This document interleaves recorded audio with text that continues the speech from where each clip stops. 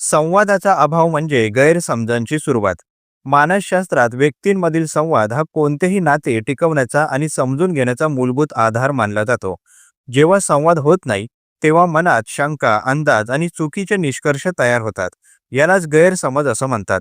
अनेकदा लोक "तो मला टोचून बोलतो, ती मुद्दाम टाळते" असा समज करून घेतात, जे प्रत्यक्षात सत्य नसते.